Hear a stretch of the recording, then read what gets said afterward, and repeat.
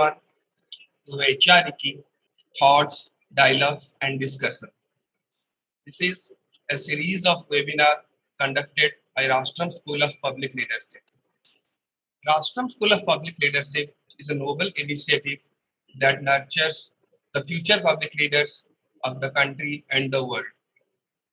Leaders are grounded on Indic knowledge system, and in this Indic knowledge system, Sri Aurobindo and the mother are vital beings. On this first episode of Vechariki, we'll be discussing on the principles of integral education as laid out by Sri Aurobindo and the mother. After the keynote address, we'll be having a panel discussion on the new education policy that has been delivered by the government since a year ago, and we have a host of personalities for this. To this, I welcome Dr. Sampadananda Misra, Professor at Rashtraam School of Public Leadership, to open this noble initiative and share his few thoughts. Welcome, sir. Namaskar to all of you, and grand welcome to this first of the series of webinars that has been conceived on thoughts, dialogues, and discussions. So, Rashtraam School of Public Leadership, under the Sri Aurobindo Studies for Human Excellence, we have taken up many initiatives. And the first initiative was to introduce a 150 hours course, year-long course, which is going on.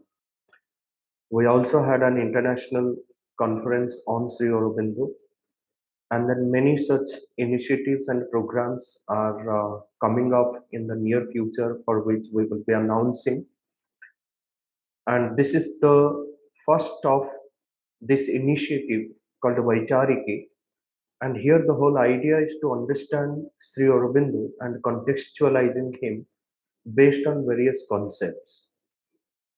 And to start with, we have taken up education, which is very, very central to any kind of regeneration.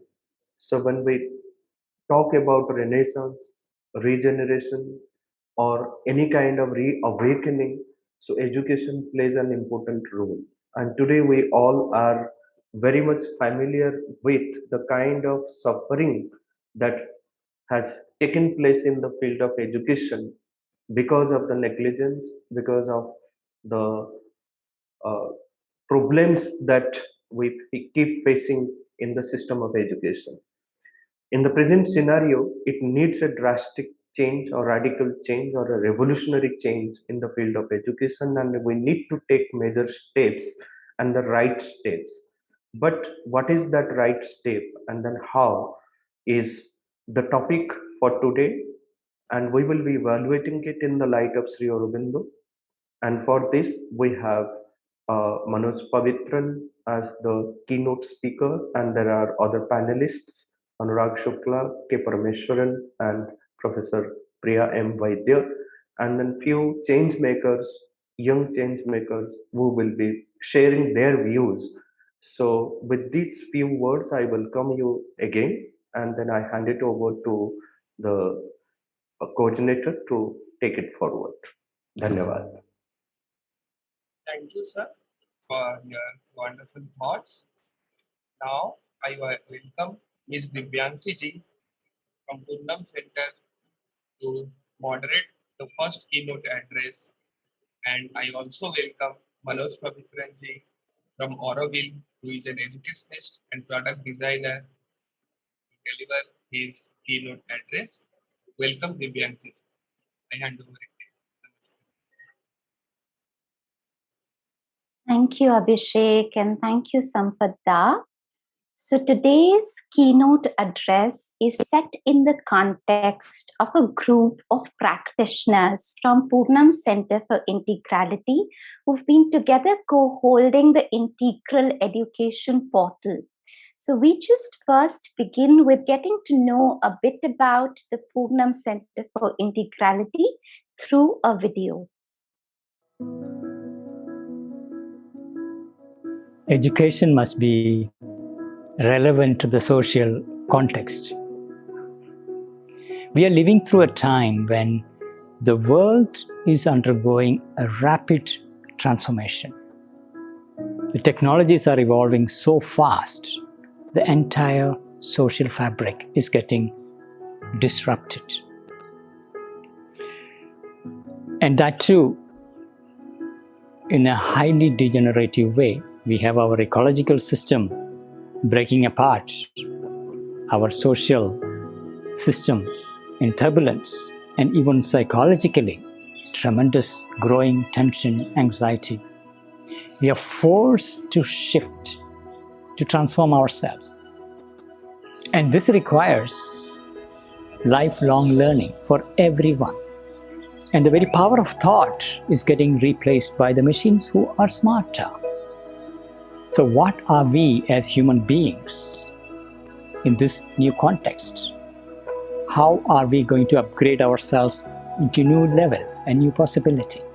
And this precisely is where Sri Aurobindo and Mother's work and their approach to education and a transformational learning process developed over decades of research come into picture. And this is what Purnam is attempting. At Purnam, all our work is based in the vision and works of Sri Aurobindo, revolutionary seer, sage and psychologist, and the mother, his spiritual collaborator and the founder of Auroville. At Purnam, all our learning journeys, courses and programs follow three fundamental principles. The first principle is learning to evolve, learning to discover the core of one's being and allowing that to lead the evolutionary journey of one's transformation is the absolute fundamental of all the different offerings of Purnam. The second principle that we swear by, that we abide by, is learning by doing, learning in action. It is only by learning in action, by engaging in real life projects, by engaging in everyday life transformation practices that the real shift, the real transformation takes place. The third principle is learning together, learning as a community. We believe that when we learn together as a community, not only there is so much more joy and vibrancy, but also there is an accelerated growth, there is an accelerated progress that happens. Integral transformation, a radical transformation of consciousness is the call of the future. It is essentially enabling individuals to become self-aware, self-driven, and self-guided in their own evolutionary process so that they can adapt with a world that is rapidly changing and dance with the new that is emerging. At Purnam, we are taking baby steps towards this high ideal. A vibrant community of practitioners is emerging, and we invite you to come join us and participate in this adventure.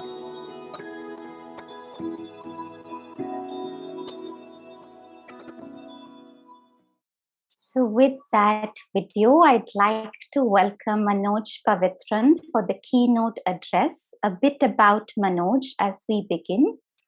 So he's been a learner, a student, a practitioner, a teacher of integral yoga, integral psychology, and integral education in light of Sri Aurobindo and the Mother since 1989 when he came to the works of Mother and Sri Aurobindo.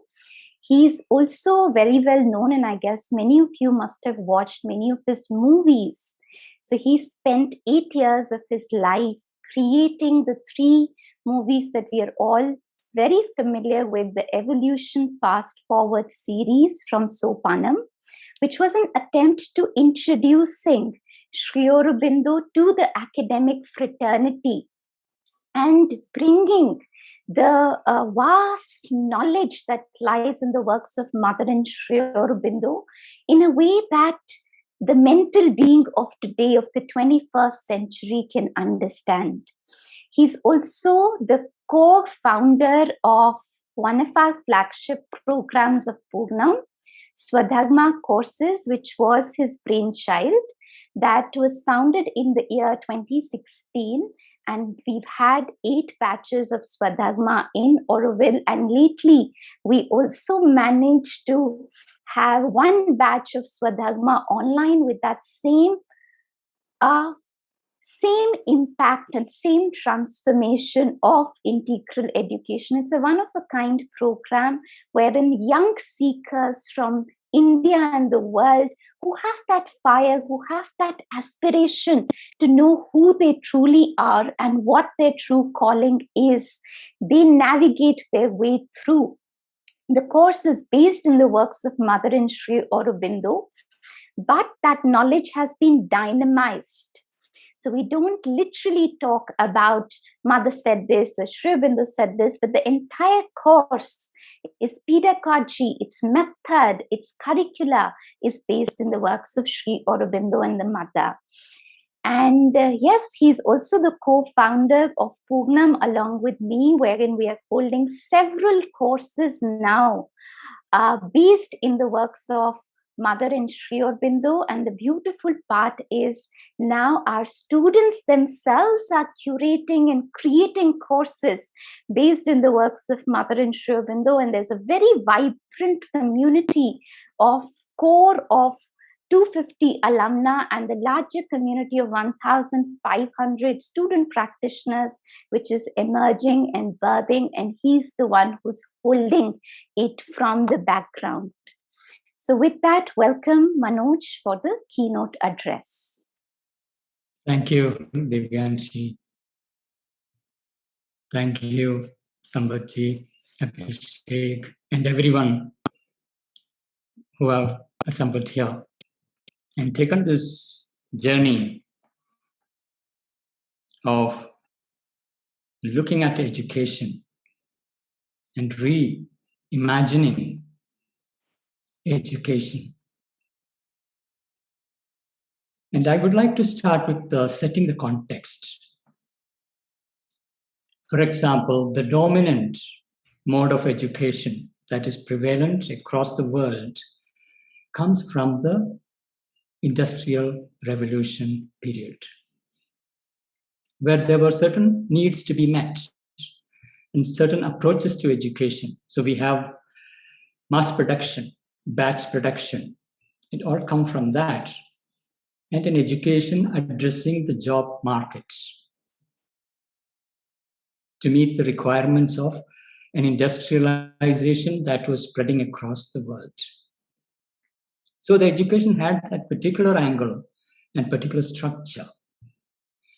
And it is out of that when the British people introduced their education system into India, it was further reduced into preparing the servants for the empire, not for really creating innovators, thinkers, leaders who can self-govern. That was not the intention. That was not the need of that empire. And unfortunately, India continued with that education system. And it was in revolt to that when Sri Aurobindo dived deep into India's freedom struggle and mobilized India to declare that we want to be an independent nation. He was instrumental in establishing 4 key ideas: Swadeshi, boycott, Swaraj, and national education.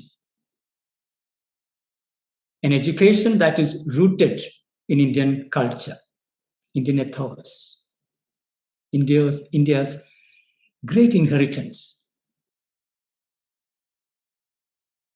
It was also the time his spiritual awakening was unfolding. And he also saw that India's freedom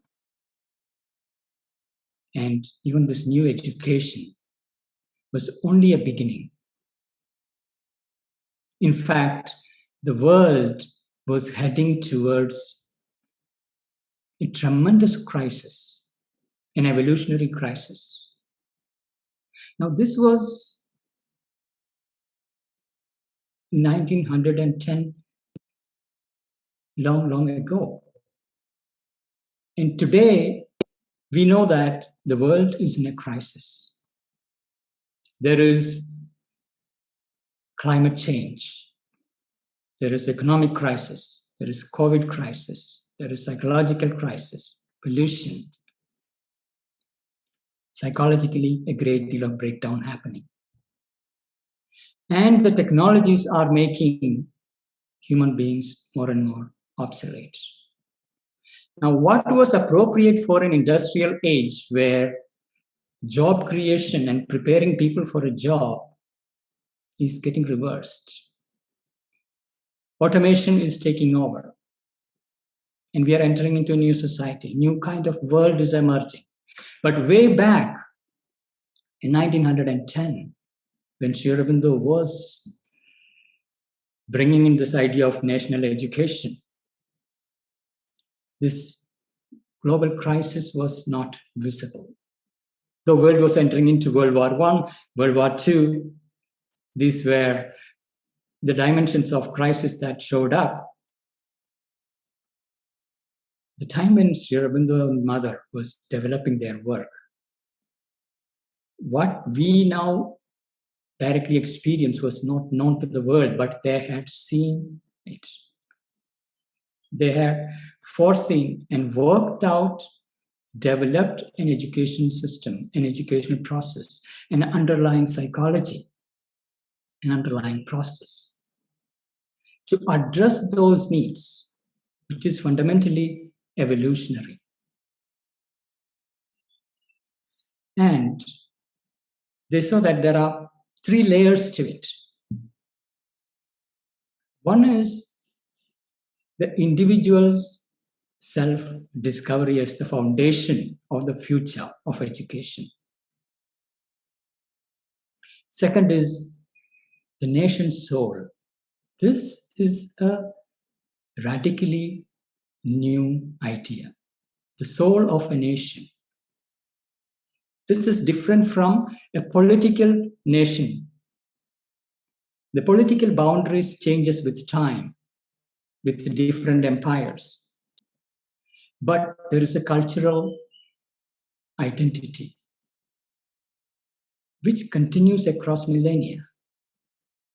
So he was distinguishing between what is an external shifting political boundaries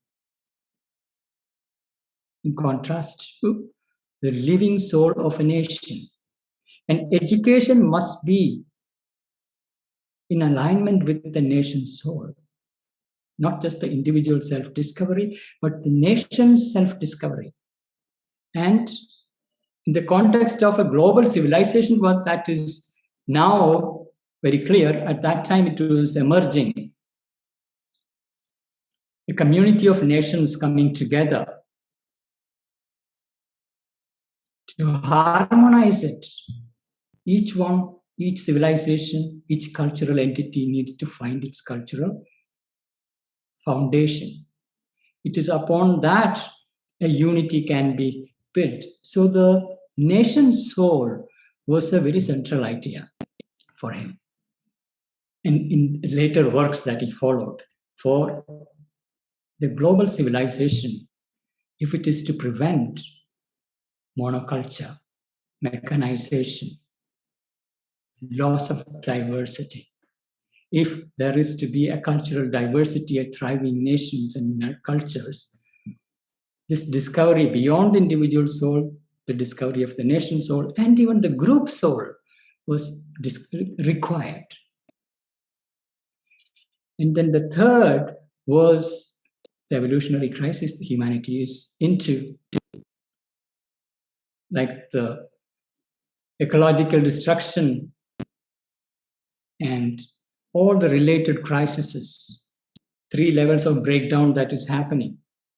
That is, say, disconnect from nature, disconnect from the society, disconnect from our true self. All these are to be addressed by education system and educational approach. And for that is where a new type of education is required to rebuild those relationships so that regenerate and accelerate the evolutionary process to overcome the crisis by reharmonizing ourselves with nature's own impulsions. So that 3 layers, the individual's self-discovery, nation's own discovery, and humanity moving towards a new level of consciousness, plays the underlying framework. And if we look at education, we can say broadly 2 domains of knowledge: world knowledge, self-knowledge. Most of our current education is dealing with world knowledge about forces of nature and how to use them, but on an external level. Science, technology, engineering, math, all these are dealing with it. Even economy, largely sociology. All these are largely dealing with external knowledge. There is very little self-knowledge. Integral education bases itself on first the self-knowledge as a foundation, where each individual is seen as an evolving soul with a unique potential, a unique Swadharma and Swabhava, where nature has intended something in this individual to manifest in the collective, in harmony with the larger evolutionary movement of nature. Discovering that and basing one's action upon that discovery and its dynamic force forms the foundation. And this had always been very ancient India's educational system's core foundation, Swadharma. Discovering your evolutionary potential. And India has specialized in this domain of knowledge and transformational practices. The entire yogic tradition, all the way going back to the Vedic days, is about discovering that creative potential that is there in us, liberating that, basing that as the condition for a successful harmonization of the individual with the collective, not only with the immediate circle of the collective, but the larger nature. For that to happen, we need an education system that addresses this requirement directly. And here is where Mother developed an extensive educational process in the ashram in the 40s onwards, starting with how do we prepare the very body itself, the very adhara upon which the soul and its action is taking place. How to make the body open, supple, receptive to the inborn light and its force that propels an individual towards their highest potential. Now, here is where we are touching upon the evolutionary force in nature. We know that our technologies are evolving rapidly. They are really evolving at a rate that is way beyond our own individual evolution. Now, what it means to upgrade ourselves, where do we tap into ourselves? Where do we dive into within ourselves to find that force that will propel an individual to become a self-driven, evolving, accelerated growth path in harmony with the larger whole. And this is where the ancient discovery of the Agni of the Vedic seers, what is reformulated as the emerging psychic being and its flame, the fire that calls the individual for an adventure, bringing forth the uniqueness of the individual, their creative potential come into the picture. Like a seed has the potential, but as long as the seed is sleeping, it remains in that sleep state. But once the seed is awake, it cannot stop. It will find its resource, it will grow towards its flowering, into a plant, into a tree, towards its blooming. It cannot be stopped. Such a potential exists in human nature. Discovery of that must be the foundation. Unlike a batch production, mass production system that does not recognize the individual uniqueness, this evolutionary force sleeping in human nature needs to be awakened. And the rest are instruments through which this force acts. The body is an instrument through which it can act. So how do we prepare the body to receive the force, receive the light, so that body can move towards its perfection? Body knows how to heal itself. And if we can align the body with that evolutionary force within us, the perfection of the body is possible. So how do we prepare the body? That itself is a very, very fundamental requirement in education. Body as a receptacle for a higher force. Similarly, developing our vitality, starting with our senses. The limitation of the senses can be opened up. Expand the ranges. Train the senses to open from the narrow limits to a wider possibility, not only external perception, but also turn the senses inward and open to the inner ranges of consciousness. Here is the whole training required at a level of the senses, so that instrumental perfection can grow. If we take the energy for action, how do we have abundance of energy, creative energy? The whole science of harvesting that energy, opening to the universal energy and channeling that energy. And the dynamism that comes with it, the creative force that comes with it. All these are to be part of the education. Then if we take the emotional layer, the ability to open to the streams of emotions arising from within, or the collective streams, in opening to the finer movements of emotions, opening to the emotional heart and its depths, consciously, systematically. All this must be part of education. And it is within this range of what Sri Aurobindo and Mother refers to as the vital education, the whole formation of the character, because each individual comes with the possibility of light as well as a shadow.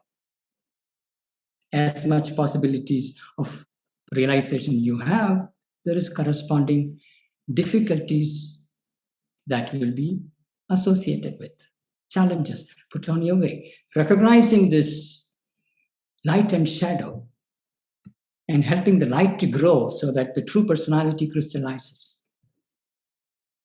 This must be part of education process.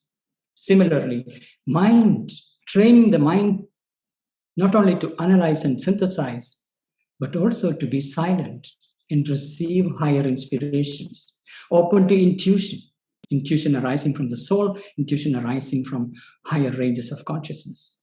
How do we systematically train the mind to be supple, to be open, to be rich in its understanding from multiple perspectives, and to harness its formative power, its organizing power, and direct the creative force, purify the intelligent will so that it can master its lower impulses and direct its creative force, and by silencing and surrendering, how it can open to the guidance from the soul or even higher levels of consciousness. So there is a training of the body, the training of the vital, training of the mind. All that are part of the individual who is in the process of evolution embedded in the collective. And behind it is a still deeper journey, the psychic education, where each individual is born with a possibility, a divine possibility, a purpose. Without a sense of purpose, life has no meaning. Every activity falls in place only when the sense of purpose is found. Purpose brings meaning, and that arises from the evolving soul within. So, preparing the instruments, opening to the inner journey, so that the soul can come forward and guide and take charge of the instruments and their development. So that forms the framework for education, further opening upward into still higher ranges that are unmanifest on earth nature. We do have proof of concept of various yogins showing siddhis, but this is still isolated prototypes, proof of the concept. It is possible to develop higher faculties of consciousness. But what is the systematic method? What is the right spiritual education for that? That's where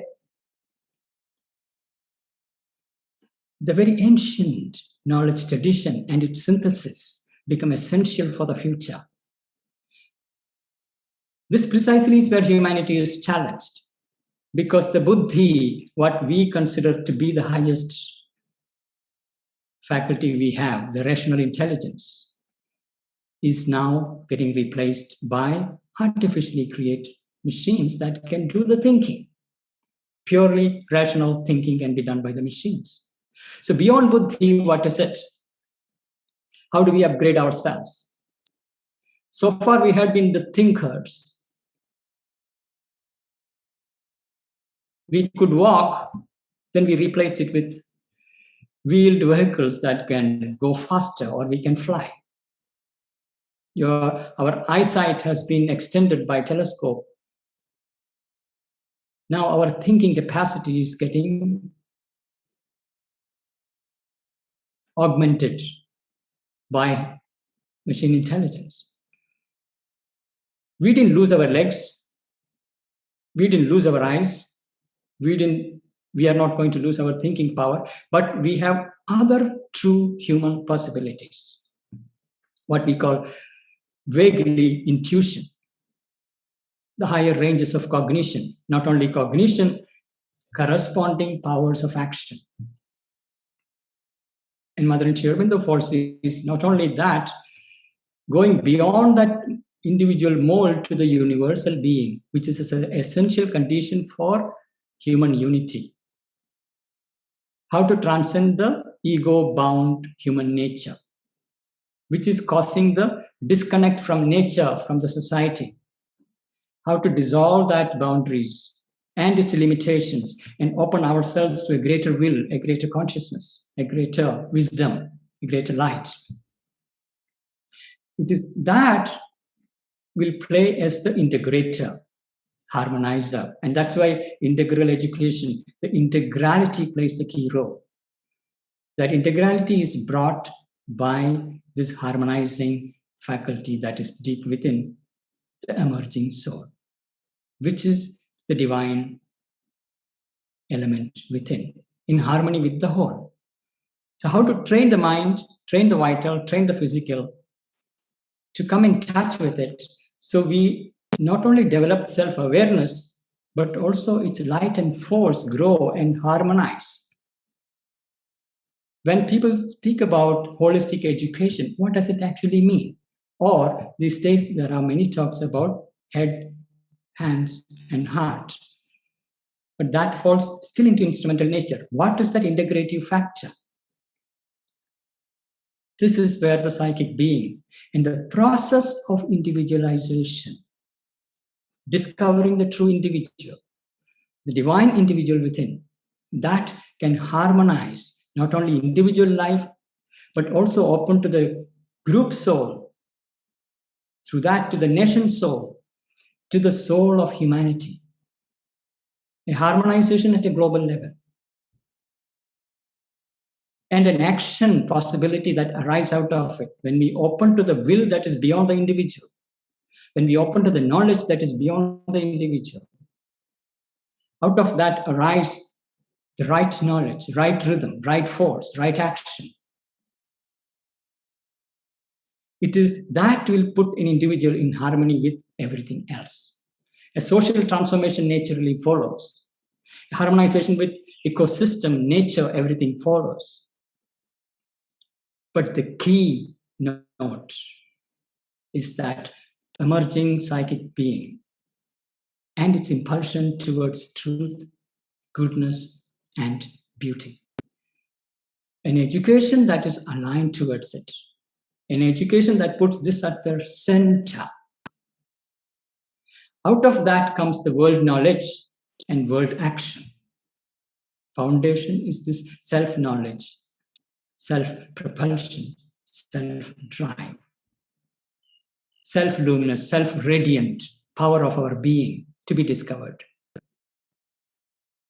So Mother has envisioned the city called Auroville, where this has to be the foundation. It's a field of unending education from birth to death. You root yourself upon that impulsion rising from the depth and align yourself with the group soul and evolve together collectively. And this is the stage of human evolution where it is no more about individual liberation, but the group evolution, a collective transformation where individual plays a key role. The group has to find its soul, just as individual has to find its soul. And that is the kind of education institutions we need for tomorrow. Institutions with the soul, conscious individuals, self-driven, self-aware, self-guided, in alignment with the greater whole.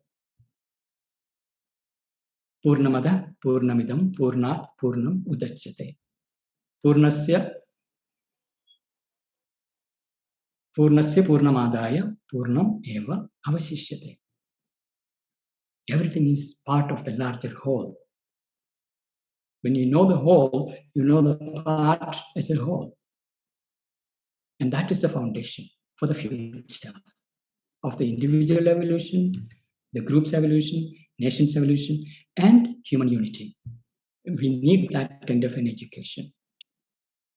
So with that, I would like to invite Divyanshi to share how we are applying this in our institution, bringing forth our educational programs. Over to you, Divyanshi. Thank you, Manoj, for very beautifully setting the context and speaking about the power of integral education. So at Purnam, the role that I play is of how does one dynamize the profound gold mine of knowledge which lies in the works of Mother and Sri Aurobindo. There's like such a deep knowledge which is there. And how does one bring it into life? So the way we've been approaching it is for different people, there are going to be different entry points. For some people, it is going to happen through reading, through contemplation, through research. And for that, we have, for instance, a course called Swadhyaya, wherein people learn how to read the works of Sri Aurobindo and the Mother, their original works, because many people find it sometimes difficult to read their original works, and often they depend on others to pull out that knowledge. So, how can one begin to read the works of Sri Aurobindo and the Mother? Then some people would enter not so much through the mind, through reading, but would enter more so directly, would enter more so through art, through colors, through painting.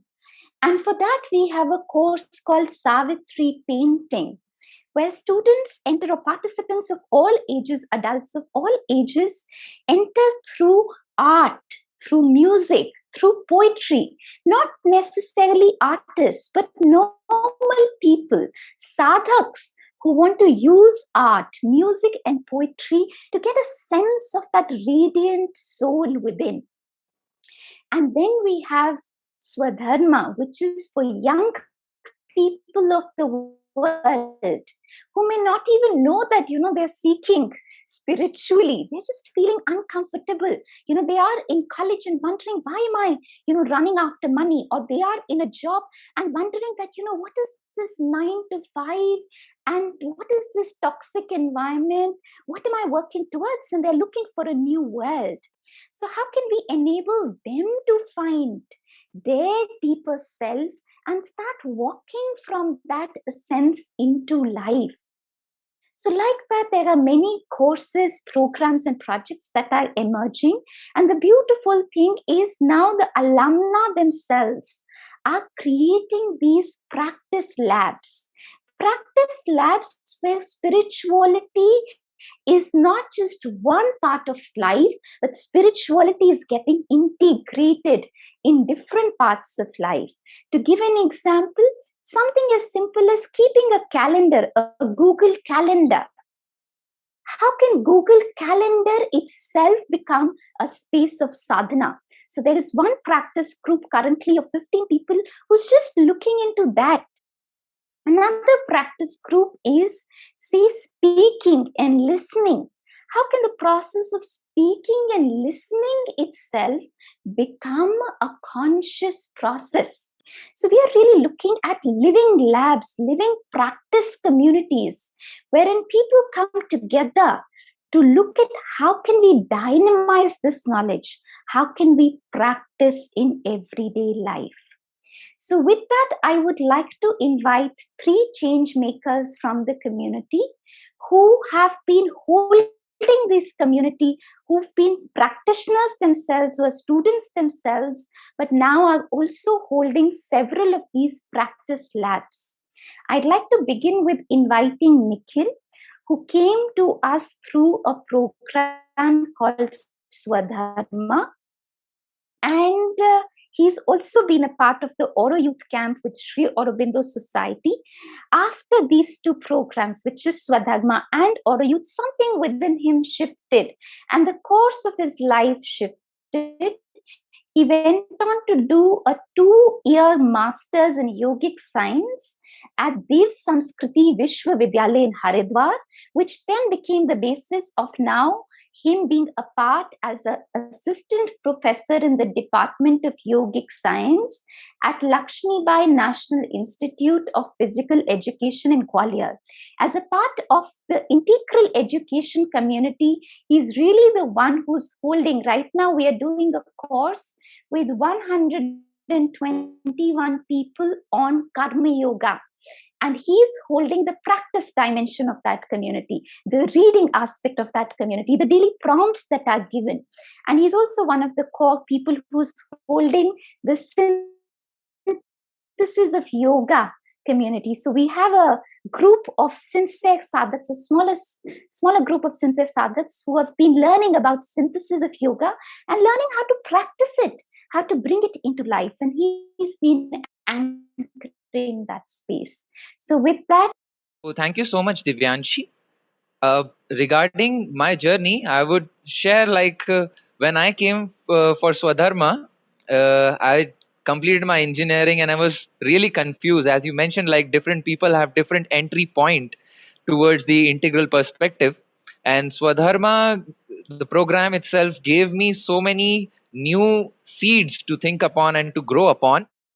Later on, after the program, I traveled a little bit and explored, and then somehow the journey for my master's degree in yogic science began.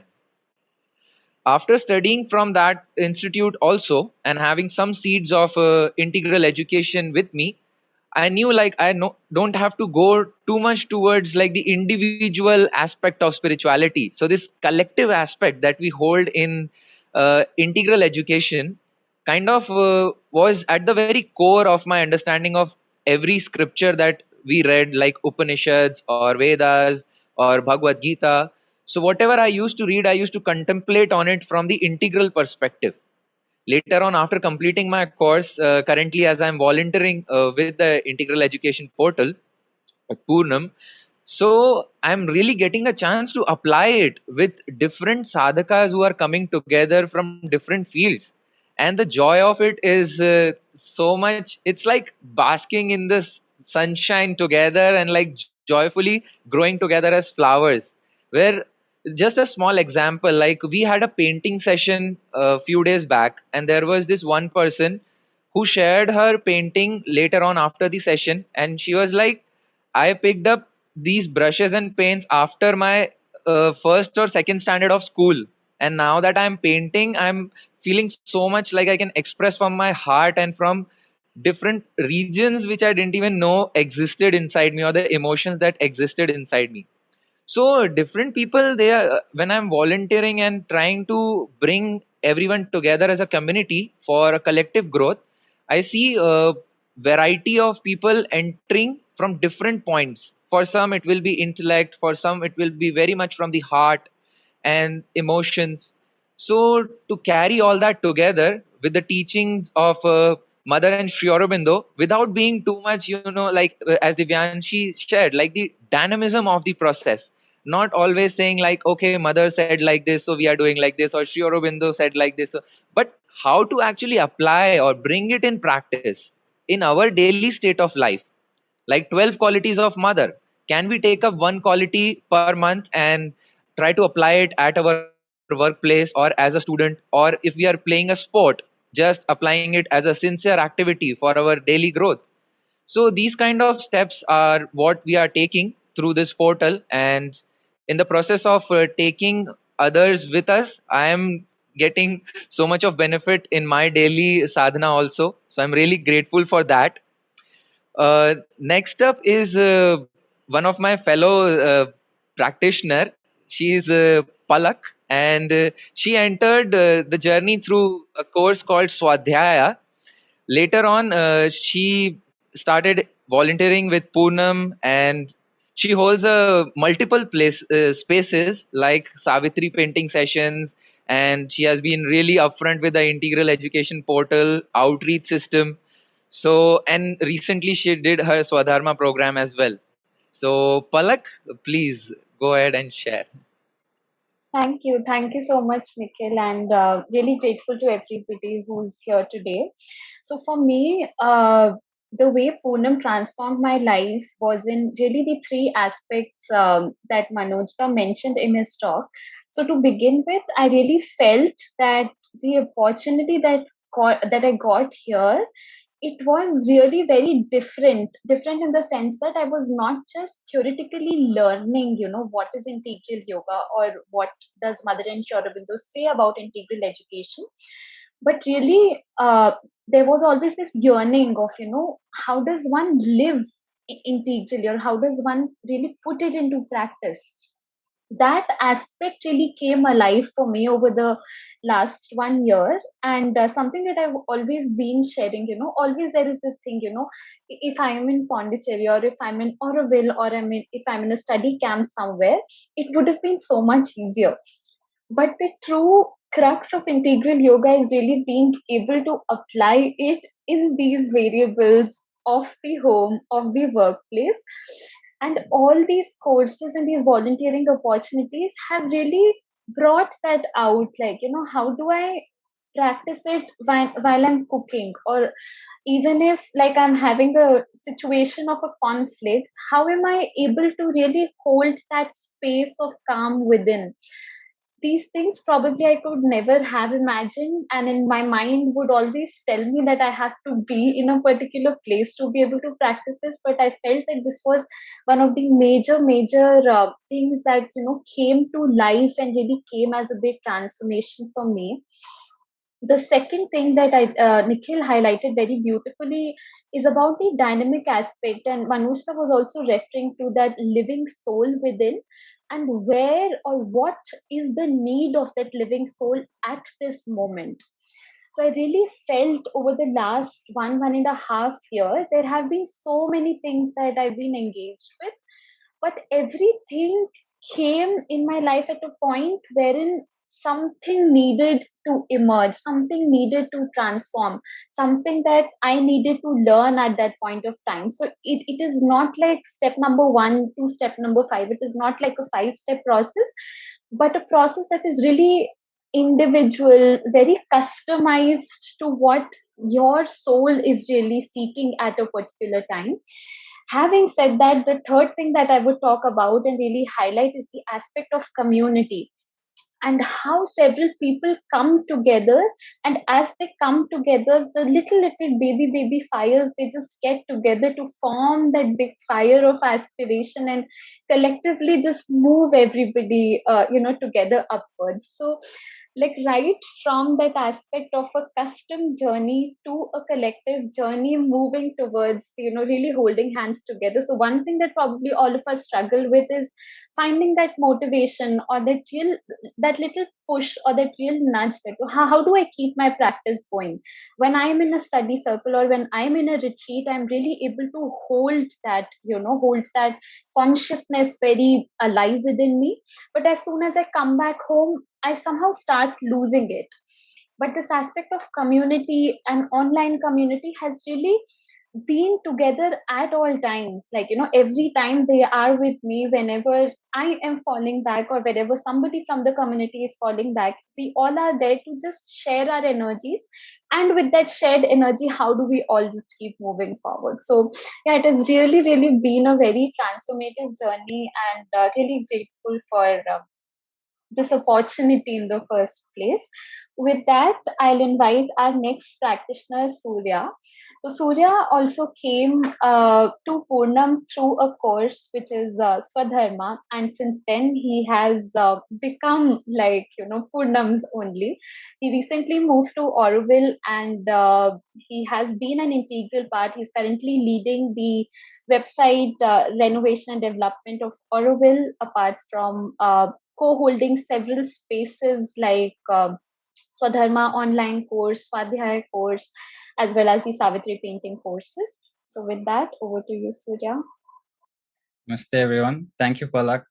I think Manoj very beautifully outlined the need of integral education and how it's so transformational.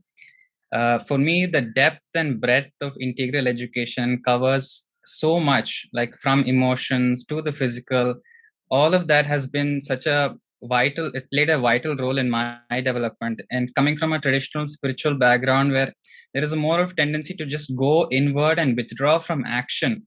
But moving into this, being in this space and working with Purnam, I've really understood this aspect of karma yoga and learning by action, and engaging with life with that dynamism and seeing how transformation is manifold when we learn by doing. So that had really came alive for me, and seeing that the world also needs to be transformed, and that is a perspective that Sri Aurobindo and the Mother really brings in very powerfully. And the aspect of this collective sadhana and doing it together with everyone is so joyful, and discovering that group soul at first at a communal level, and then from that going more and more above, that really accelerated my sadhana and intensified it. And if anytime I need support, I know always that there is somebody there to help me out. Before, it was more of an individual process where you're in isolation, you don't know how to, and you get stuck sometimes. And similar, like we are also doing like a synthesis of yoga reading circle every morning at 7 a.m. to 7:30, and it's such a beautiful way to begin the day, and just basking in that light of integral education. And how Manoj talked about all of integral education is aligning with that psychic being and allowing that to lead the transformation. And I've seen for myself how getting in touch, whatever we do, we get in touch with our practices with more and more with that force, and seeing that it is the true leader. And these qualities of leadership also emerge from that. And I've seen myself how I'm taking more and more responsibilities and unlocking capacities that I never thought were possible for me, and a potential that I never thought were possible for me. And seeing how we're seeing technology that is evolving so rapidly, I truly believe that once we align with this psychic force, our evolution itself can maybe even go beyond the evolution of technology. Because I've seen, as I align more and more with this force, I am not able to recognize myself because there is so much change happening. And all of integral education is getting together and aligning ourselves to that evolutionary force. And I really see an incredible role that integral education has to play in aligning ourselves with that force and taking humanity to the next level and unlocking that real potential that all of us carry. With that, I would like Divyanshi to come and give us the conclusion. Thank you, everyone. Thank you, Surya. Thank you, all of you. Thank you for being such a wonderful audience. Thank you, Manoj, for the keynote speak. And thank you, Palak, Surya, Nikhil, for really sharing your journey. And thank you, Sampada and Abhishek, for inviting us here. I'm going to be putting a few websites on chat. You can note it down, not to go through it right now, but later on for your reference, I'm going to be putting these websites. With that, I'd like to hand over to Abhishek now, who take it forward to looking at the application of integral education and the marriage of integral education and the current context of NEP. Over to you, Abhishek. Thank you, Divyanshi. We at Rashtra are really grateful to Purnam Center for this keynote address. Really thankful to Manoj ji for setting the context of this webinar series. And really great experiences are shared by Nikhil, Surya, and Palak. This has really set the tone of this series of webinars. Now, I would like to welcome Sri Anurag Shukla ji. He's a researcher and doctoral student from IIM Ahmedabad. He will be moderating the part 2 of this webinar section, which is a panel discussion on the integrality of the new education policy. I welcome Anurag Shukla ji, and I request him to introduce our other panel members and take this forward. Namaste. Thank you, Abhishek. Namaste everyone, and welcome to the panel discussion part of this session on integrality of new education policy. And we have with us today immensely learned panelist who would be discussing the relevance of new education policy in nurturing several aspects of integral education. So we have Dr. K. Parameswaran with us, who is an associate professor of law and former dean at Gujarat National Law University. He holds bachelor's degree in law and administration, master's degree in international and constitutional law, and he has completed his PhD in international law. And he has interdisciplinary interests. He pioneered a subject in law, which is called Law, Religion, Spirituality, and Justice, and Ethics, Skill, and Development. And he teaches training programs on spirituality, higher values, ethics for various stakeholders. And also with us today, we have Professor Vaidya. She's an associate professor at University of Mumbai. She has masters in philosophy from University of Mumbai and completed her PhD exploring philosophy of education according to Swami Vivekananda and Sri Aurobindo, exploring their philosophies and integrating them with educational philosophies. Professor Vaidya has also conducted various workshops on range of topics, including yoga, mental health, philosophy, management, ethics, etc. So now, without further ado, let us get into discussing the contours of new educational policy from the perspective of Sri Aurobindo. So I would like to begin this session with asking Professor Dr. K. Parmeshwaran on the continuities and discontinuities of integral education into the new educational policy. So what sort of continuities we see in education policies, new education policy, and what are the aspects which might be left out of it? Thank you for this wonderful opportunity, and I'm really very happy to know about this webinar and the congregation of various speakers, with Manoj Pavitran starting the keynote address with a great spirit, giving us the picture of what a teacher should be, what an educator should be, what a student should be. Unless and until the individual transformation takes place, we may not be able to contribute anything outside in the society, in the nation development and humanity as a whole. But the biggest challenge for all of us, especially those who are in the field of proper academics, in an academic fraternity, group and industry, where we are governed by rules and regulations like UGC, for example, in my case, it is Bar Council of India, Education, and so on. The difficulty is to show that how to apply Sri Aurobindo's teachings in the educational context, whatever be the educational context. Of course, I belong to the legal educational context. I'm not going to go into that. But the biggest challenge for all of us is to rationally explain how Sri Aurobindo's teachings on education is very relevant for today. This is where I discovered when I was reading the National Education Policy. I request everyone to pay close attention to that document. It's only 66 pages. You have school education on that, you have higher education on that, you have vocational education, how to implement and all that. When I was reading the full document, 66 pages, I found 3 principles which Sri Aurobindo spoke about, what a teacher should be or how teaching should be. They're exactly there. And we need to keep in mind that Sri Aurobindo wrote this document in the year 1909, more than 100 years before.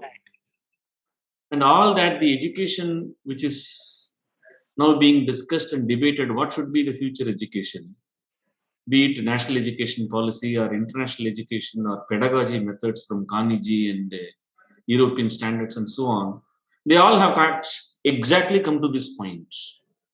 I will show 3 interesting correlations with which each and every teacher here who are present here and who are teaching in different universities, they have to take these kind of integrating points. Because on one side you have UGC and the national system, on another side you have international standards and benchmarks on how education should be, learning should be, teaching should be, assessment should be, and so on. On the other side we have Sri Aurobindo. It is very easy to convince people who belong to Sri Aurobindo, who love Sri Aurobindo. But it is very difficult to convince a person who has not read Sri Aurobindo. How do we do that? That is the biggest challenge that I am finding. And that's exactly where I am going to explain here. If you see, the National Education Policy talks about learning environment. They say 3 key things. The learning environment should be stimulating. Yes. And it should be enriched. And it should be positive.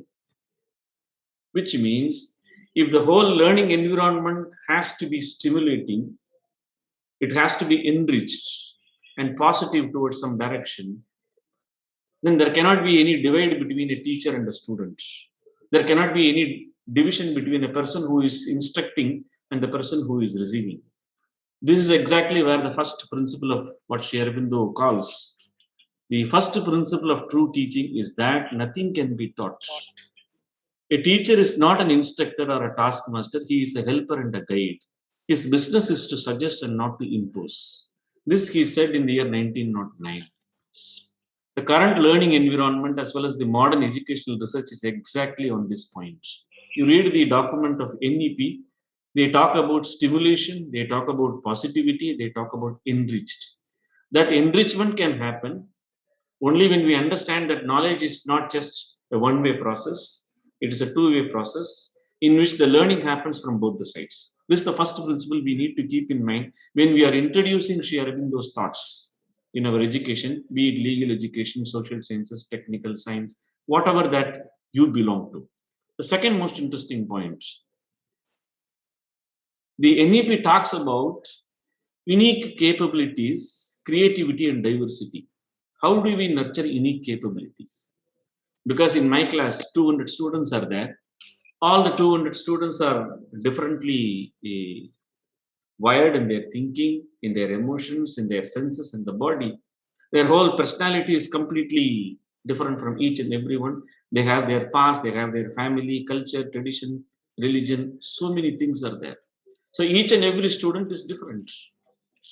But NEP says that you need to nurture each and every one's unique capability by introducing the creativity, thereby you address diversity.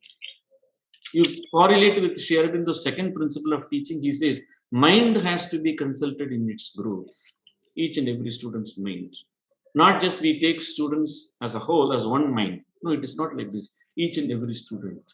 And he also says, the idea of hammering the child into a shape desired by the parent or teacher is a barbarous and ignorant superstition. It is he himself who must be induced to expand in accordance with his own nature. That's exactly where the creativity comes. And the teacher facilitating the learning environment is exactly the unique capability nurturing. The chief aim of education should be to help the growing soul to draw out that in itself which is best and make it perfect for a noble use.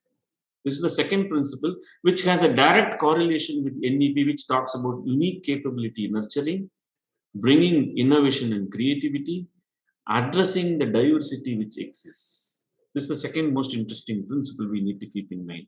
The third, he says, the NEP says the curricular integration needs to be made. No subject is independent. Each and every subject and the knowledge of it is interdependent. Sri Aurobindo says in one of the places, which I saw in the Baroda University as a quote in one of the classrooms, very beautiful it was, that which is known, everything is known. We are slowly moving towards that. The modern pedagogy talks about interdisciplinary, it talks about cross-disciplinary, it talks about multidisciplinary, it talks about transdisciplinary, but Sri Aurobindo combined all these, inter, cross, multi and trans, in such a beautiful way. He says, which is connecting with the third principle, which the NEP talks about, how do we make the curricular integration? How do we bring skills of each and everyone together? How do we connect one subject to the other subject? Sri Aurobindo gives a very beautiful answer. He says, the third principle of education is to work from the near to the far. Whatever that is there currently with you, if I'm studying this subject, law subject of a particular law subject, I need to go to the far by going deep into the subject. For example, I used to say, the more I digged into the law, the legal domain, the legal knowledge, I found economics, I found sociology, I found history, I found culture, I found religion, I found spirituality. So when you dig deeper into your own subject, you will be exploring all other subjects in which you will reach a source which will be the integration point. This has to be intellectually and rationally done. And he says, a free and natural growth is the condition of genuine development. And this is the way in which a free natural growth can be developed, because each and every student is different. Now, to quickly summarize, what we need to understand here is this. The contribution of NEP 2020 is exactly addressing the three principles of what Sri Aurobindo has told, how education should be. And then it is followed up by an implementation that is there in the NEP, in which you have three important tools that are given to teachers and educational institutions. Whatever be the education that you deal with, be it sciences or technical or social or legal, whatever be the discipline of knowledge. They say each and every institution is having the fullest autonomy that is possible. NEP has given that. Second, you have every right to have innovation in your subject, in your teaching methodology, in your assessment of students. And third, it is your duty to enrich the learning environment. And finally, how you take the whole thing in integrating all these skills. So Sri Aurobindo speaks about the three instruments of a teacher, the role of a teacher. That's exactly where we all come into picture. The instruction, the example, and the influence, which means we need to move from information to intuition and inspiration. And for that, you need to keep in mind that NEP has given that role. We are forgetting it. We need to take the argument very strongly, very rationally by studying Sri Aurobindo, by studying NEP, by studying all the modern educational pedagogies and their limitations in the scope, and we need to provide an answer. All over the world, they say that equity and accessibility and innovation and diversity is the crux of education. Everyone should have an equal opportunity to education. It's just not only an entry into an educational institution, but an entry into the inner quest. Why a student is entering the school, why a student is entering a college or a university, he or she who wants to find that self-discovery. And after that, after the first entry into the educational institution, it is the role between the teacher and the student that play a very crucial. So keep all the three principles of teaching, the learning environment of what Sri Aurobindo has said, and keep all the three instruments of a teacher, the instruction, the example, and the influence. That's exactly where we need to charge ourselves, and that's exactly where what Manoj has said, the individual practice play a very crucial role. Unless and until you do that individual practice in your own house, in your own cabin, in your own university, and bring that and flesh it out in the atmosphere around with that charge, you will not be able to make an impact. And that's exactly what education wants. Can you believe that the national education policy wants us to do something which Sri Aurobindo has said 110 years back? What more do we need? Nothing else. The responsibility is on all of us. The research that we do, the teaching that we do, the assessment that we do, they all are starting from the teacher from inside. If you go by a mechanical approach of this needs to be taught just as an instruction, it will not work. Each and every individual in this modern age of information, communication technology, and artificial intelligence, everyone has the information. Everyone is information efficient. Now is the role for inspiration. Now is the role for intuition, which if you take the sadhana inside, inward, upward, and then bring it again back to the society, bring it back again to the educational institutions where you are working. I used to give simple tips to teachers and the students that before you go to class, just step back for a while. Remain. If you are not able to step back and if there are noises, go outside, see a garden, just concentrate on a flower, see the beauty of it. The same beauty is there inside us. It's because the beauty is there inside you, you are able to recognize the beauty outside. See the vastness of the nature, the power of the universe. It's because it is there inside, so we are able to see and recognize it. It can be brought from within. It is perfectly possible. And finally, to give a concluding point, this is my experience and observation in the last 21 years of my teaching, and especially in the last 6 years, where I am teaching spirituality in legal education, ethics in legal profession, and so on. Demand is so much, but supply is very less. Who is going to supply this? Unless and until you read Mother and Sri Aurobindo on education, the 3 volumes which are there, unless and until you read the crux of what Sri Aurobindo's integral yoga, which is world affirming, which is world oriented, because the moment you use the spirituality, the moment you use the terminology consciousness, people think that it is something that is not applicable to my life, it is something not applicable to my research, something not applicable to my career. This is what the brainwashed thinking of last 1,000 years we have been fed in this. So we need to integrate, we need to rationally explain the mind, after which they get the entry inward. So this is exactly what I wanted to share. If there is anything else that I can share more, I have certain practical examples of how it can be done. For example, in my legal education, I did it using the Bar Council curriculum, using the UGC benchmark standards, using the Carnegie model benchmark standards, because that's how the world is. So I have to move with the world in which they are understanding education in these terms, not in Sri Aurobindo's terms. But if I draw parallel, if I bring the integration, then it is very easy to show it. And for that, we need to integrate ourselves, the intra-personality of the mind, emotion, sense, and the body to the psychic inward, to the self above, and then bring the Shakti from above, open it, the intuition comes, the inspiration comes, and so on. And then re-emerge in the world, your perspective changes, your research changes, your communication changes, everything changes. This is what I wanted to share with all of you. I'm so thankful to the organizers of this wonderful program for giving me this opportunity. If there are any questions, I can take. Sure. Now I would request Professor Vaidya to present her thoughts on new education policy and integrating it with Sri Aurobindo's thoughts and vision on education. Thank you very much for this opportunity. And I have prepared a presentation which I would like to share. So the discussion is about the integrity of the new education policy. And when I look at this dimension, reflections of Sri Aurobindo many years back, as we all know, have manifested in this new education policy. And my analysis is from that perspective as a researcher, as a teacher, and a student as well.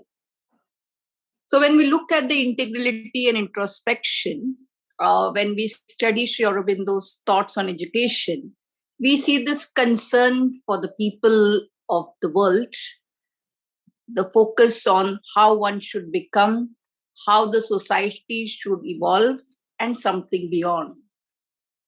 The deeper reflections on evolution are our dimensions of inspiration. And integral education, in that sense, is having that unique connection. As I look at it from the philosopher's perspective, I see that the new education policy is trying to reflect or extend this concern for the people. Although after many years, it's taken a long time, but I feel there is a fantastic divine arrangement in this process of manifestation. And thus the new education policy 2020 for me is not just a policy, but it is a process of initiation.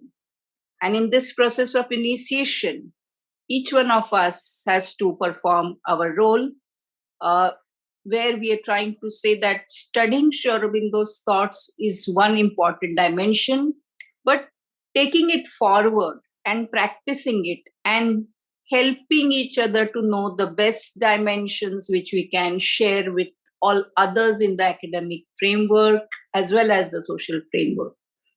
So I look at this policy as a roadmap of India's future, that future which is not just focusing on profit, but that future which is focusing on progress and prosperity, on peace which the world needs. India will be, in few years' time, we will have many more peace ambassadors, where we will be in a position to explore the dynamics of peace to live a much better life we are living. So the strengthening of the connection with oneself and others, and the human life exploration that is evolving and contributing in this particular dimension becomes very interesting. The interconnect, when we see that there is some kind of a dimension of this interconnect, the presence of divine grace and guidance which is provided by Sri Aurobindo, the process of manifestation as I look at it, new education policy 2020, according to me, is a creative force that is all set to guide. And so, as we very well know, that whenever, as a researcher, I used to study Sri Aurobindo's thoughts years back when I did my PhD on Sri Aurobindo's thoughts on education, I would always have this question, then when are these changes going to come in our country. And there were certain hours where I would just be very disturbed that learning and not seeing that change. I could see the gap. And I would always pray that this change should manifest in some way, somewhere. As a teacher, within I started changing as I read more, I met scholars, I tried to introspect. But at a larger level, I needed that kind of a change. And as a teacher, I started doing it in my own classrooms. So I think gradually, this change, when I see this at a higher level, at a more concrete level of NEP 2020, I see that optimism, I see that possibility of transformation. So when we look at the new education policy 2020, the interconnect of matter spirit, when we look at the education at different levels, for example, in the school education in 3.6, we see that there is a reflection on the initiative of the government and NGOs to build schools. And there is also focus on encouraging the cultural realm of it. So it's a very interesting process that it is not only what happens in the school that is important, but the process where the school is built up, the process of people coming together, the process of this concern that there is a need not only of the infrastructure, but also creative minds who have to come together to synthesize. In 9.1.1, that is a focus on quality higher education, where we focus on the aspect of developing good thoughts, well-rounded personality, and creative individuals. When we study Sri Aurobindo's thoughts, the emphasis on becoming a better human person through reflection is indicative. And in the qualitative realm of higher education, this is considered very, very essential, which implies that it is not just what you know, but what you do with what you know, which is also important. The second dimension which I have tried to focus is on human development and the connect of self and society. Now, when we look at the self and society dimension, we're trying to say that when we look at human development, there are certain references in school education in 4.4, where we focus on building character, integration and incorporation, engaging processes of teaching and learning. Now, here we are trying to say that this particular development and the layers of human body and mind, enriching learning experience, where I feel that this connect is very, very important, because the physical awareness and the mental exploration and the calmness and the contentment, all these at a very subtle level are reflected in the new education policy. And I see Sri Aurobindo's thoughts on education, the reflections of this throughout the NEP as I started analyzing it. The focus on integration of information and transformation. For example, in the section on professional education, I tried to explore that there is also focus not just on the profession, but the duty-centric approach, which is central to the Indian philosophical thought.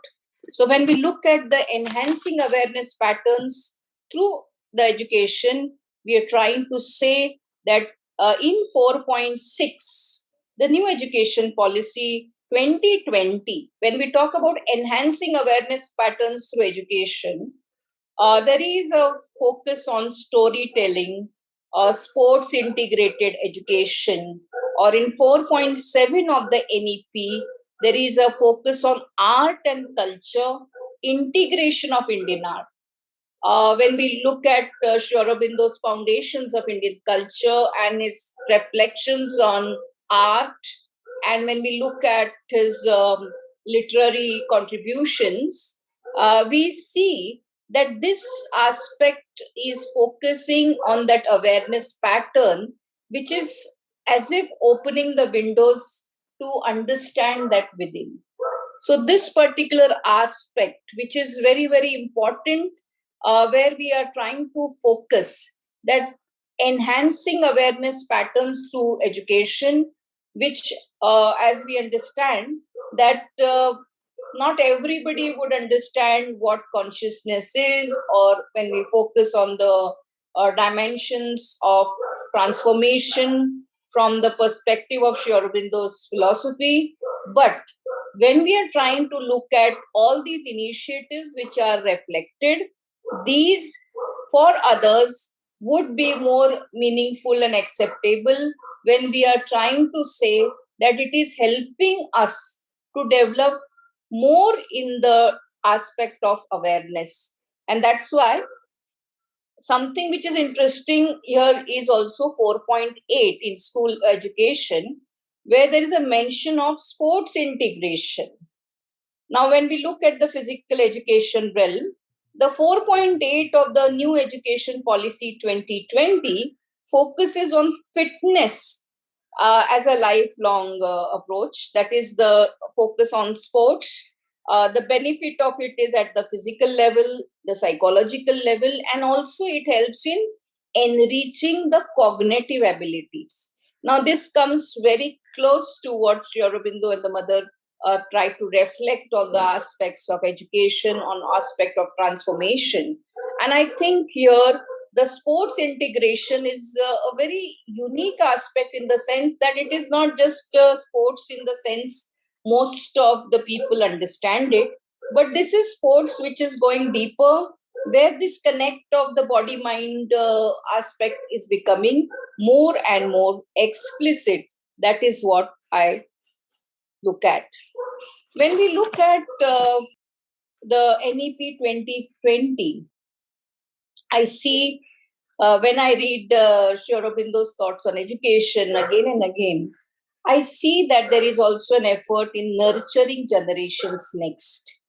Now, this is where I've used the word nurturing generations, where there's a lot of effort which I see in NEP, which is very coming closer to Sri Aurobindo's approach, where this nurturing generations is trying to guide the generation next. That is through teaching, learning, and through the integration of different approaches, that an effort is made to help teachers, help pupils, help all the stakeholders to together progress in that perspective of understanding the purposefulness of this human life. And this is something I think fundamental to understanding why this NEP 2020 has come. So in this sense, when we look at the nurturing generations next, this is not just for a few years, but this is a policy which has a dimension, which has a thought for the future with a lot of concern. And here also there is an attempt focus on learning languages. 4.17, there is an emphasis on language and the multilingual aspect of it, but there is also focus on Sanskrit. Now here there is a mention that the dimension of Sanskrit, the emphasis on Sanskrit is trying to initiate that interest in Sanskrit, which is very important, especially at the school level. The focus is very, very important. And when we look at this dimension of language and the connect to a qualitative life and understanding the relevance of good life, I think the future concerns are very broad-based when we look at the NEP. What interests me as a teacher, and when I look at Sri Aurobindo's thoughts and then in my becoming of a teacher, is something where teachers as facilitators. The NEP focuses in 5.1 the quality of teacher education. Special education training teachers is essential. And 5.14 is very interesting because there is a focus on the freedom to become facilitators. So here the focus is on freedom which is given. That is, they can teach the way they want to. As a researcher, when I look at this concept of freedom, I am reminded of Sri Aurobindo when he says about the human mind, when he talks about that how the teachers have to be facilitators. So here I think the new education policy makes a very interesting focus on looking within and beyond, helping teachers to look within and beyond. If we read the new education policy in a very minute way, we would see that teachers are also, they are given this freedom to not to indulge in all other processes, which then generally they are given where they are distracted in many ways. So there is an emphasis that teachers should not be given other duties other than what they are supposed to do as teachers. So I think even that attempt is trying to focus on that aspect of looking within and going beyond. And if we have teachers who start reflecting on this aspect of looking within and beyond, I think it will be a very, very important step in bringing forward that transformation which we have tried to reflect. Now comes the question, the need to train. The new education policy 2020 and Sri Aurobindo's reflections, which I was able to see, and I felt so happy that the concern is manifested in such a great way. But at a point, I'm also concerned that how do we take this forward? Now, here I'm saying, how do we? Because most of us here are, we have been fortunate to study Sri Aurobindo's thoughts or conduct training programs or be a part of discussion or gain training. So we have in some way some dimension of this particular aspect. I'm not trying to say that reflections on Sri Aurobindo's thoughts is the only way, but it is one of the most important ways as we try to look. And there are many other ways as we look at the Indian dimension of this transformative initiatives taken by so many other philosophers. But our role and responsibilities as we represent different organizations in context to whatever we have studied and that which has guided us, I think our role and responsibilities become more meaningful because it is now that we have to start sharing more. We have to indulge in collective reflections with those people who perhaps do not have any kind of an orientation about Sri Aurobindo's thoughts or his reflections on how this transformation can take place. So there is a need to focus on more research papers, articles. We have to take this thought at different levels. We have to create some content which is so effective that in this process of helping people to understand, this understanding which I am trying to focus will become more and more deeper and more relevant. And in this particular aspect, the need is to spread awareness. And this awareness is for the ethical and moral harmony which we want in this world. We want these initiatives which will also focus on diversity to learn and share. And we will also be in a position to integrate and explore the interconnect of divinity and education. This is what I feel. There are many ways by which we all are in this process of spreading awareness. But now we have to do it a little with more pace, and we have to be more innovative in our training, in our technology and training integration, in our focus of developing a group of like-minded people and making an action plan which will be more focused, moving towards that dimension of what the new education policy is trying to hint at us.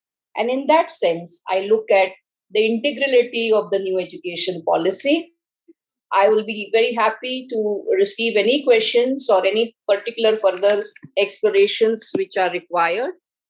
Thank you very much. And this is what I wanted to say. In fact, I would again like to thank the organizers, because when I sat to analyze the new education policy 2020 and the reflections on Sri Aurobindo's thoughts, it was becoming a process which was giving me a lot of joy. And as a researcher, I really enjoyed the process. So I again wish to extend my gratitude to the organizers. Thank you very much. Thank you so much, Professor Radhya, for sharing your thoughts. Thank you. And I would also like to inform everyone on this session who are attending this session. Professor K. Parmeswaran had to leave this meeting because he had some urgency, but Professor Priya Vaidya is going to be here to answer our questions. And so let me begin with my question to Professor Vaidya. Yeah. So ma'am, so sometimes, so I also I have gone through Professor Sri Aurobindo's thoughts and visions on education, and also went through this new NEP policy document, and there are many similarities, so many continuities. So my question to you is that sometimes forms seem familiar. So we may see these similarities, continuities in these policy documents, but at the implementation level, things may get routinized. So what sort of care? So we need to be very careful, and what should be the way forward when we're going to implement this policy document in our schools and colleges? Yeah, Anurag, it's a very interesting question. My take on this is I'm sure there are many universities and school authorities who are already into this conducting training programs for teachers and for other stakeholders. I feel that a perspective can be definitely shared, because the more the merrier, this perspective, which there are many different Indian philosophers where these perspectives come very closer to some of the philosophers. So I feel that although we cannot say that it cannot be controlled in that sense, but more of awareness is required, and a more systematic approach. I feel that this initiative in context to organizations which are engaged in focusing on Sri Aurobindo's thoughts on education should take a lead in also extending an approach where there can be training programs which can be organized for schools, for universities, for people who are interested to take it forward. It will definitely require a lot of help from other like-minded people to connect with those centers. But this, I think, will be the most essential thing which can be done. And it can be done in a particular way, which is very systematic, in the sense that looking at the new education policy and where is the requirement which is felt. That is, when I train teachers, when I go to schools, colleges, or when I speak to students, or I speak to teachers or principals, there's always a question that we want to do something good, but we don't know how to go about it. So the first thing is, most people are ready for the transformation, but they have to be given some kind of a dimension that this can be done in this particular way. In this sense, focusing on the key dimensions of Sri Aurobindo's philosophy will be very interesting, but we do not have much time to give a very detailed aspect of it at this point, when teachers are now getting ready to go to the classrooms, or they have been given some work in context to the syllabus and the curriculum development. So we have to give them some dimensions as key pointers, which will help them to focus on the transformation which they expect. Second important thing is, as when we read Sri Aurobindo's thoughts on education, as a researcher, I feel there is a focus on self-leadership. When Rashtraam is focusing on the dimension of leadership, I would like to suggest that if there are certain self-leadership programs where this awareness programs for teachers is developed,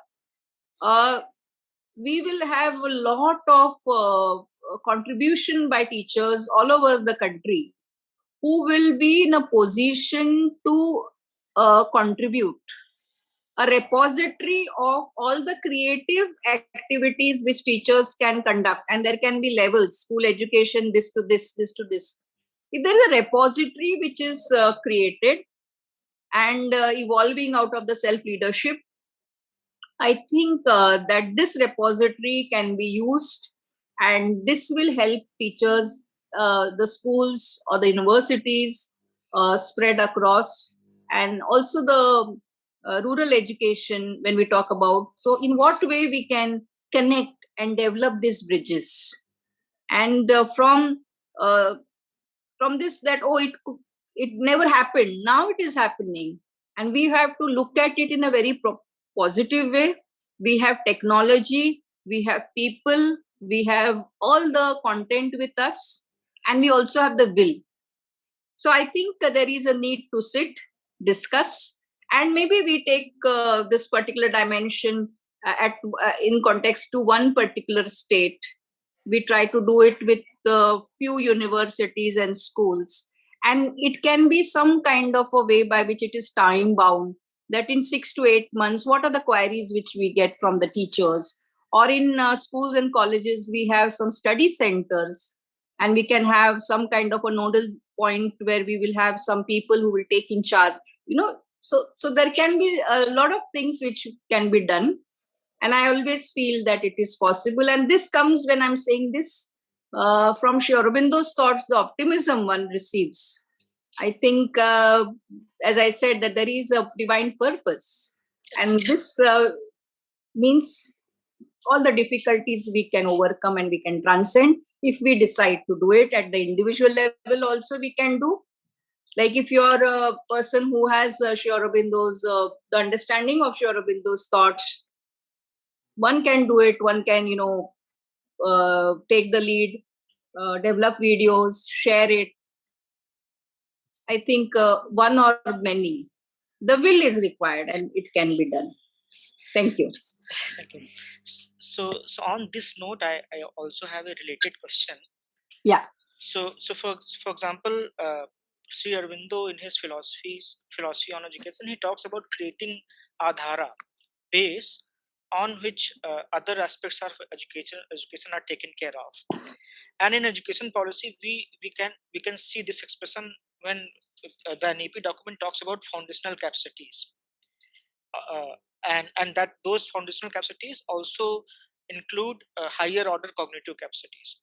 But when we see this getting implemented, we have seen that how then it gets reduced to merely reading, learning and writing, or basic arithmetic skills. So at the same time, if you're not exposed to grand vision of Sri Aurobindo's, then there is also a danger of misinterpreting him, or danger of misunderstanding him. So going forward, how should we be careful about doing something which remains loyal to Sri Aurobindo's ideas and visions? From the philosophical angle, if I have to handle this question, when we look at the National Education Policy 2020, since we have tried to study Sri Aurobindo's thoughts, we try to have that kind of a connect. But for the others who have not studied it, it is a new education policy 2020. Okay. So this particular burden, that how do we carry forward or how do we help others to understand? I think one should, there is a need to unlearn this. The point here is to look at it, that what is essential from the process of transformation. Okay. Yes. And as when we look at Sri Aurobindo's writings also, he has never stated anywhere that this is because I have said it, so it should be done. No, there is total space and freedom that it should be taken in that process where nothing should be imposed. Okay, that applies to anything, that freedom. So there is a need that when we have the critical thinking ability, which is also mentioned in the new education policy, when we apply the new education policy and we want to take it to the people, I feel that it will not be possible entirely to have a kind of a change very fast, or not everybody will understand the dimension of Sri Aurobindo's thoughts right away, because there are people who will come from different disciplines, backgrounds, life experiences, but that should not stop us from giving those thoughts. There may be one or two thoughts also where that change can come. And in any education policy, as if you look at the Radhakrishnan Commission policy or you look at the Kothari Commission, there have always been some kind of things where things have changed, and there are certain things which have not changed as it was, people felt that, oh, this should have changed. The same thing, I'm not trying to be cynical about it, but whenever we talk about education policy, and in this context, the new education policy, we have to see that in maximum way how this can be implemented. But we have also to assume what may be the problems which people face before they face the problem, and what may be the ambiguities in this where they may not understand, and to take that, to capture it, and to develop clarity on it, and to reach out, I think will be the best way. So instead of thinking, oh, this will not happen, no, we don't have to start with any know how it will know.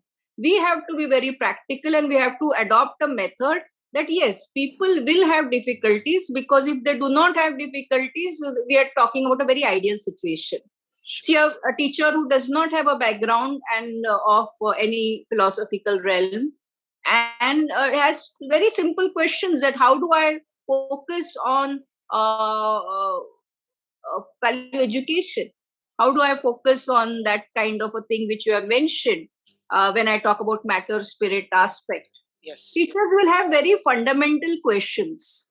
So we have to, and since I am a teacher, Yes, I feel that every teacher has something different within, where when we enter the classrooms, we develop those problem solving skills.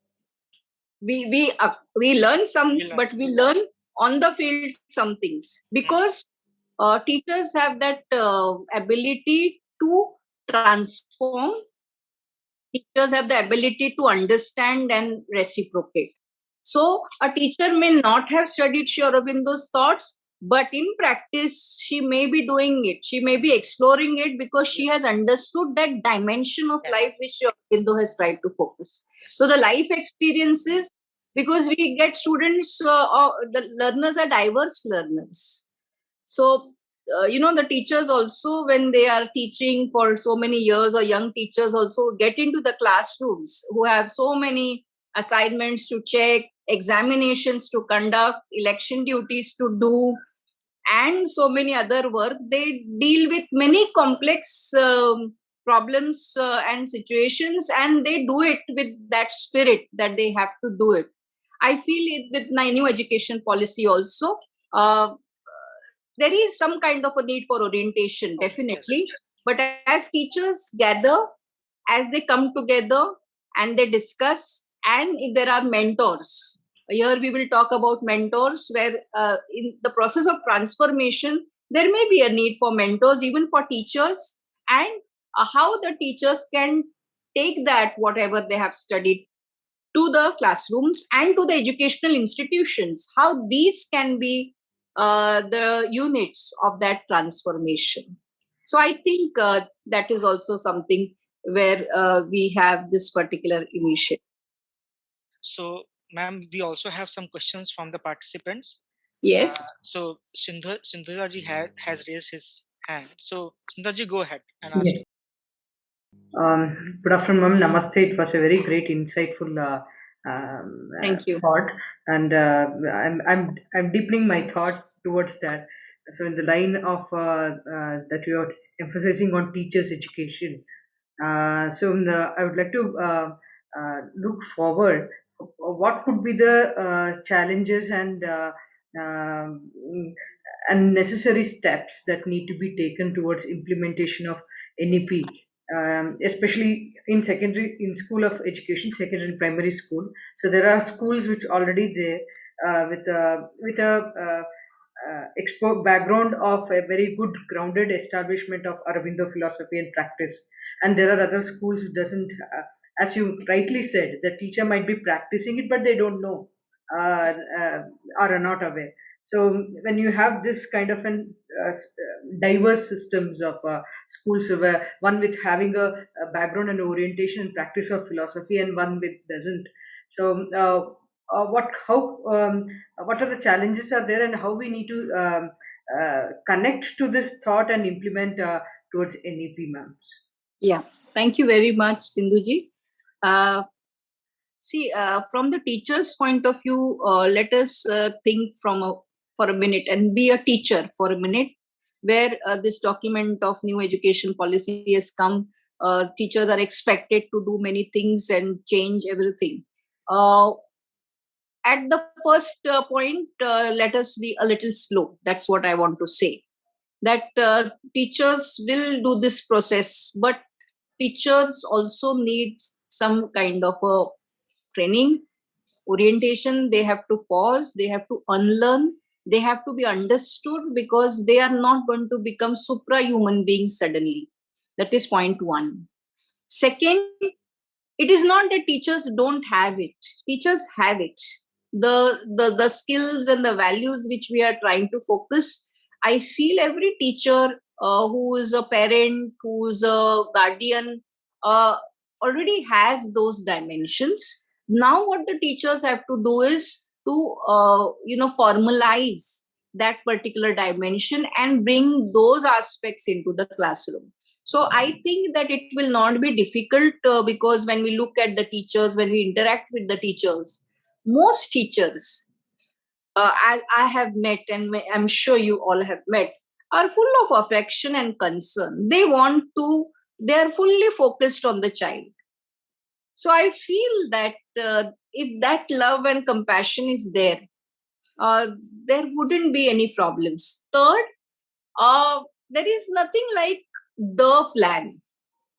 Okay, I feel the teachers should be given full freedom to develop programs, to develop certain initiatives which they think are trying to focus on the NEP goal, whatever that may be. I think at the school level, at the educational level, if we look at the NEP goals, what we want to accomplish, for example, secondary school or whatever that may be, the school authorities have to first decide what are those goals which we want to do, what is required out of it, what is mandatory. Focus on that. A meeting has to be taken by the authorities. Then the clarity on what we want from that. Third, not everybody can do everything. So the teams have to be made, and some have to philosophize on what is it. Some have to focus on what exactly should be done. How should the documentation done? Some have to look at the school atmosphere, the classroom atmosphere, the challenges which they face. In that, there will be some teachers who are very good at capturing that atmosphere. So those can be done for analyzing what kind of things can be done. You will also have some teachers who are good at transacting skills, who are very good at understanding the problems of the students and bringing it to the school authorities. So we have to use those teachers' skills and aptitude, whatever we may call. We will have also some teachers who may not be so social. They may be little quiet. These can be involved in the research perspective. Okay. And then, I feel that the entire teaching community has diversity in thought, and each should be used as a team And when the teamwork is there, classroom atmospheres will become more happy. And I would also urge, if there is a possibility of involving, when you said that there is one school which is doing this and one school, so there has to be first, it should not be with the kind of a focus that they are going to tell us something. No. I think there should be a effort where a program can be arranged for the two school teachers, the two groups, where they are on the same platform, where it will be some discussion, sharing, and then there will be some best practice also in this school where they don't implement Sri Aurobindo's thoughts, fine. So sharing of best practices and concern for the student, which is common across, whether we are from X school or Y school, concern for the student in the community space will be the same. So if there is a joint kind of a thing, the best practices can be taken, study circles, sharing can be done. And in this process, you will not focus only on one school. There can be 3-4 schools, and these teams can be made first an experiment at the school level, and then at 2 or 3 schools, and then this can go ahead.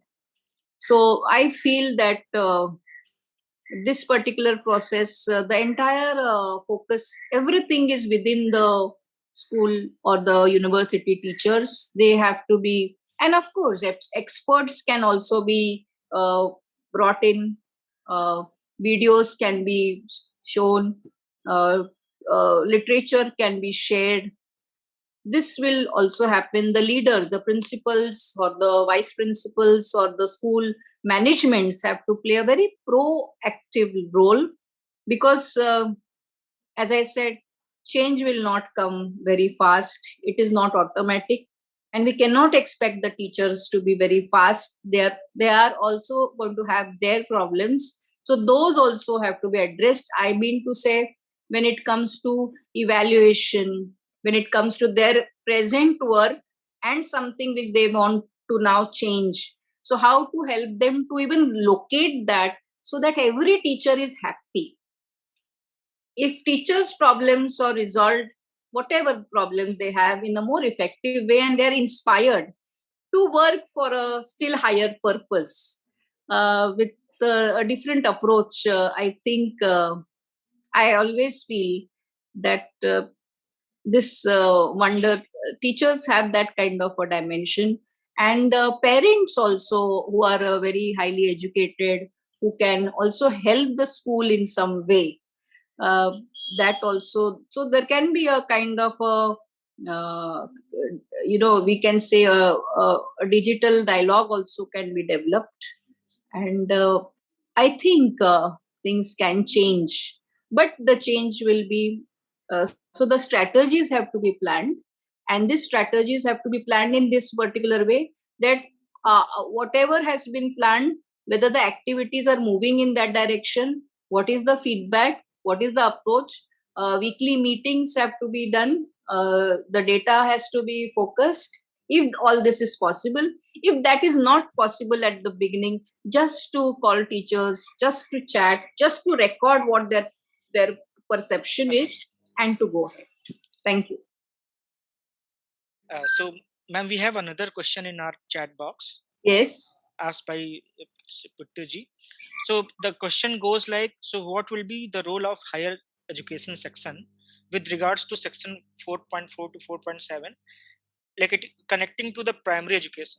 So the participant feels that there is a big gap between these two sections of like higher education and primary education, and how both can be connected, and what could be the methodology of implementation of like so this continuity from primary education to higher education?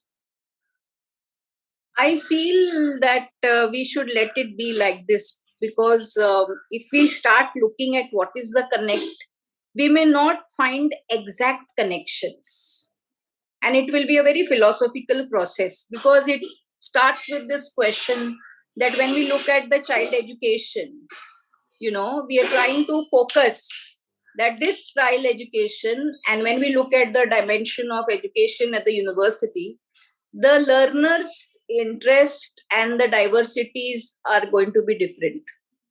So in this sense, what I feel is when we are trying to focus, because we have just started with the process, let us focus first on, say, school education or university education, wherever we have that kind of a role to play.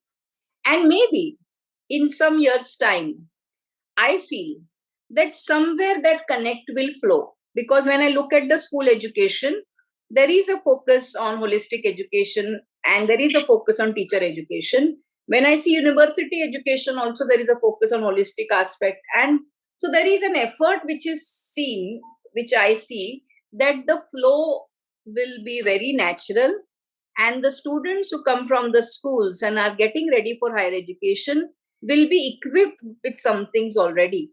So the connect which we are trying to say, should we make it? Should we see it? Is it there? I think it is a very natural process and it will happen. It will unfold and happen if we are in a position to effectively implement the new education policy 2020 the way it has been focused. I think the flow will naturally manifest. Yes, I am sure about it. So if any other participant has any question, or I would also like to request Manoj ji to share his thoughts on the NEP document and what kind of role institutions like Puram can play in popularizing Sri Aurobindo's thought and getting it implemented successfully. If he is there. Yes, the way we see it is, unless we work hands-on with living context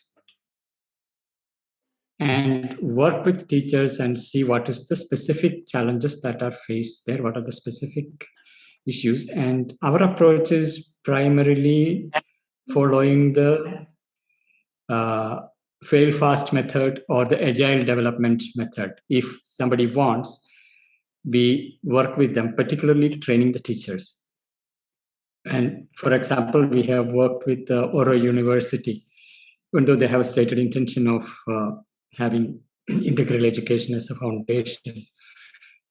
Challenge is always training the faculty members.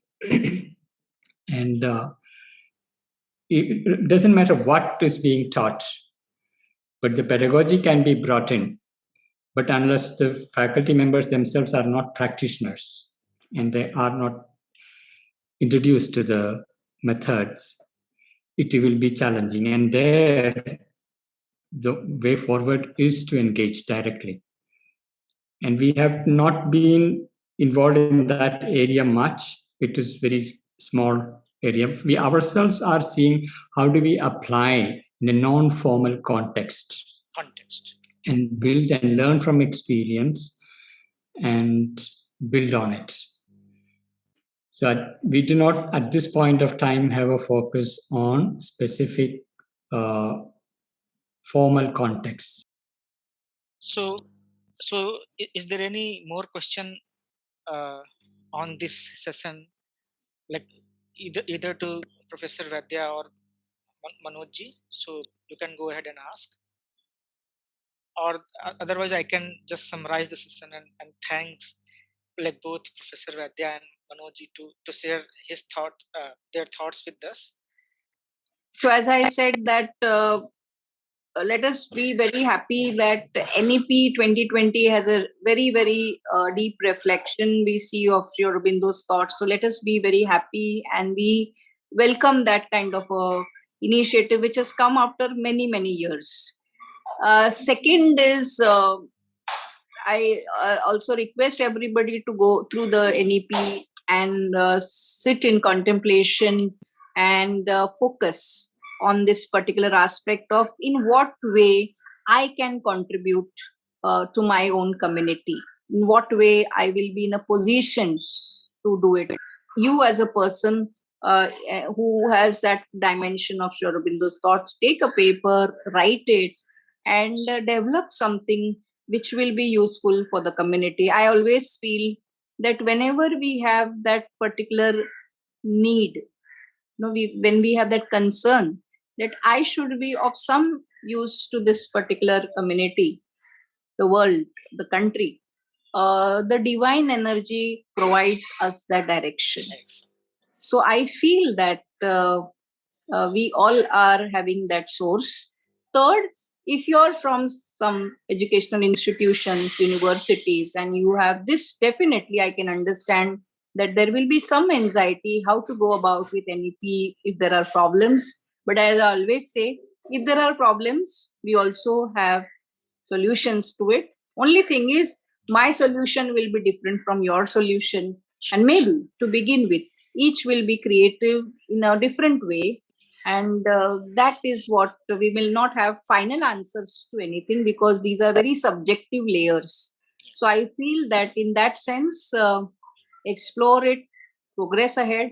And in this process, if you need any help from my side as a researcher, as a teacher, definitely I will extend whatever contribution you think I can provide to the problems or to an approach where you need a particular understanding.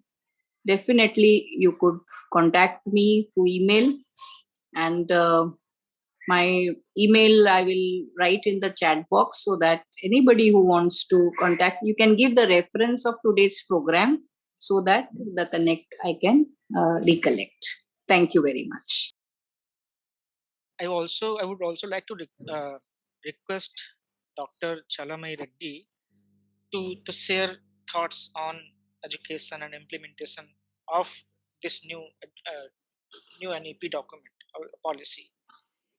A very warm namaste to all of you. I'm sorry, my video not kind of cooperating. I will not be able to come on video. So very glad to be part of this team who have been speaking so wonderfully. And namaste to Manoj Da and all the others, Dr. Vaidya as well. And well, just a very brief introduction. Very grateful for Sampada Bhai to kind of invite me to say a few words.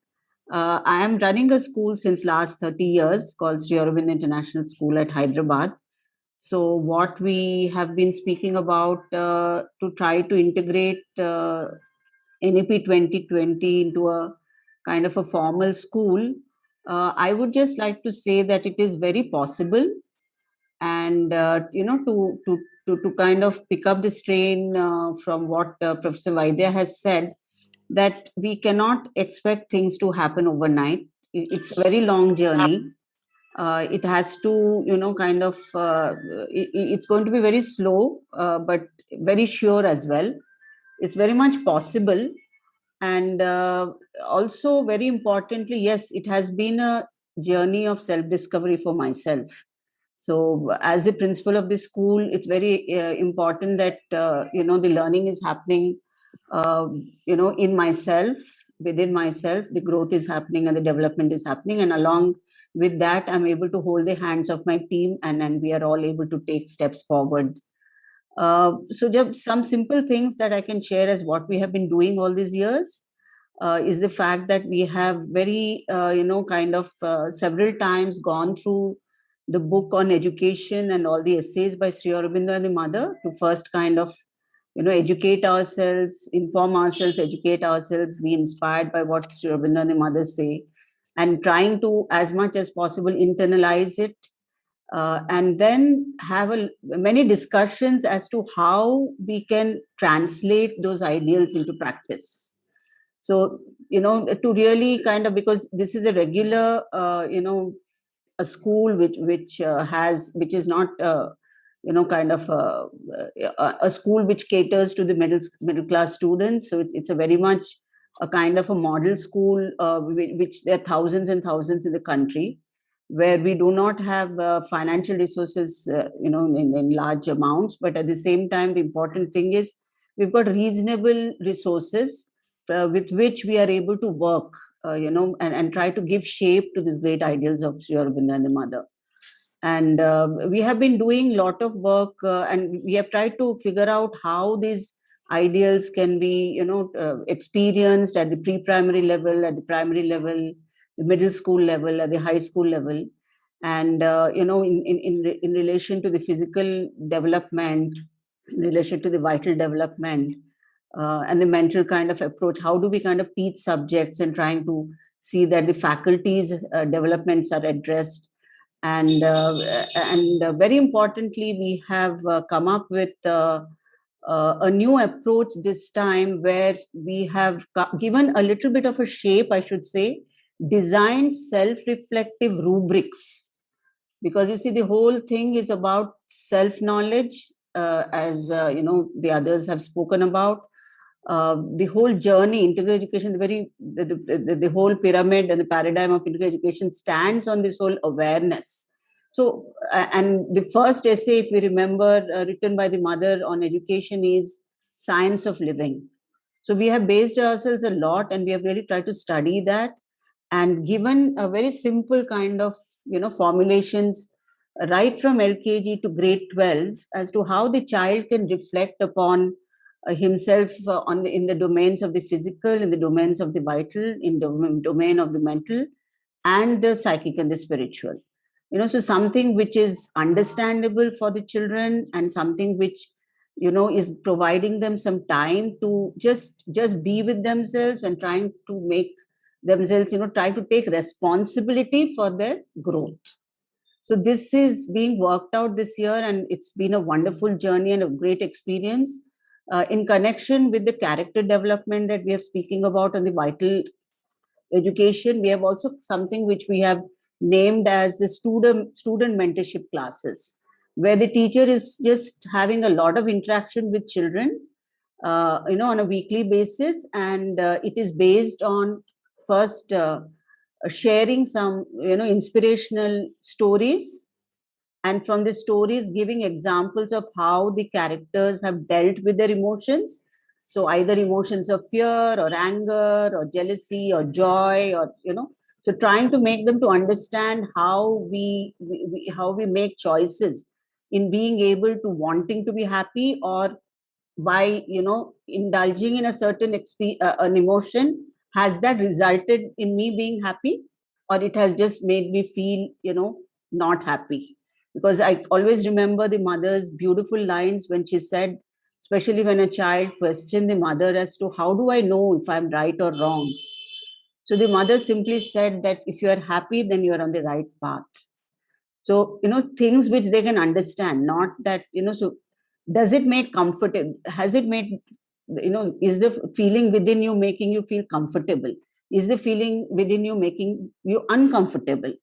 So right, child of age 5 or 10 or 6 or 12, that emotion is something basic to all of us. So they understand that when this emotion, this is the experience that I have in relation to this emotion, has it resulted in a sense of joy within me, or is it making me feel uncomfortable? So just giving them small kind of guidelines and showing them the direction of how to take responsibility more consciously on a physical domain, on an emotional domain, mental domain.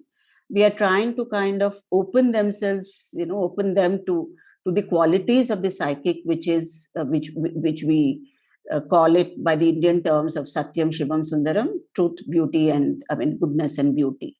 So it's just possible. I just want to share with all of the members here that in the mainstream schools also it is possible, but it is a committed kind of work that we need to do. And the teachers, as Professor Vaidya said, they are very much capable of doing it. They just need some guidelines. They just need to be shown a certain direction, and making them to kind of just introspect and reflect. So I think that is not generally provided in any school. There's too much pressure on them to do the deliver the basics about teaching and evaluation and corrections and all that. So what I think schools, if we are able to provide them the time and the space for this for this self-knowledge and for this sense of self-awareness, to walk this path of self-awareness, then Sri Aurobindo's and the mother's ideals are very much possible. Personally, I've given a talk on NEP 2020 and how the seminal ideas of Sri Aurobindo 100 years back are very much making part of the NEP 2020. And I shared it with my teachers as well and shown them how very closely, it's all there. So even if we are, as again referring back to Professor Vaidya, she said, if people don't know that these are ideas of Sri Aurobindo, it doesn't matter. We take it forward from there. And there is great potential for any school to really, if they are even able to follow the basic guidelines of NEP 2020, I would just happily say that we are taking at least the steps towards what Sri Aurobindo and the mother envisage as a national education of the country. So thank you for giving me this opportunity. Thank you, ma'am. To express myself. So if there are no further questions, then I am handing over this session back to Abhishek. So now Abhishek can take it forward. Yeah, thank you, Anurag ji. Actually, I am very impressed with your humility by which you conducted this panel discussion, and by this word humility, it reminds me of the aspiration that Sri Aurobindo speaks for the transformation, which is at the core of integral education.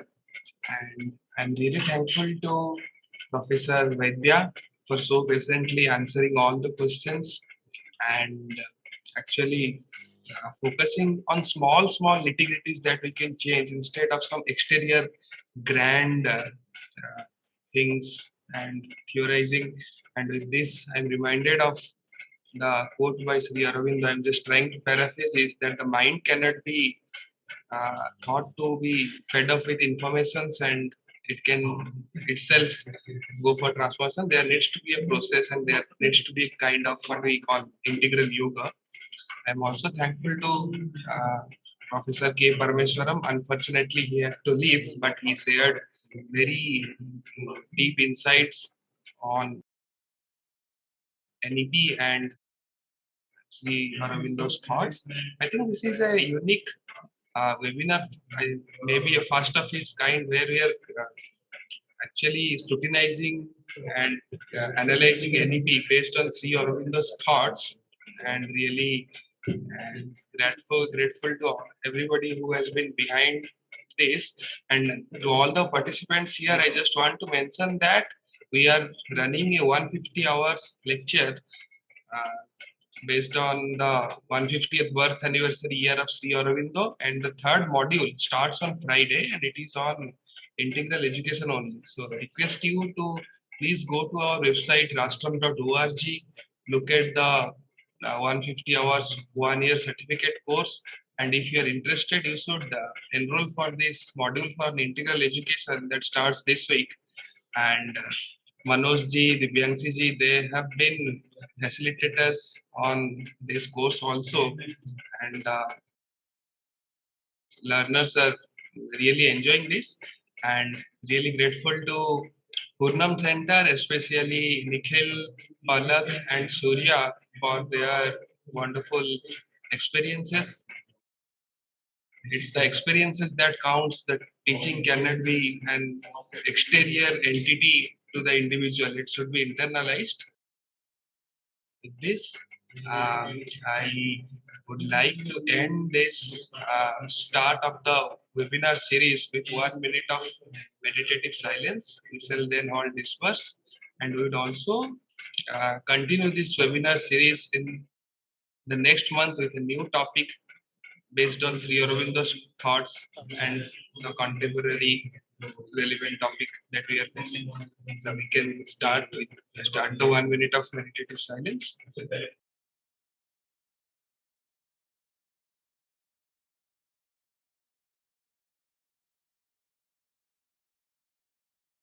Thank you, everyone.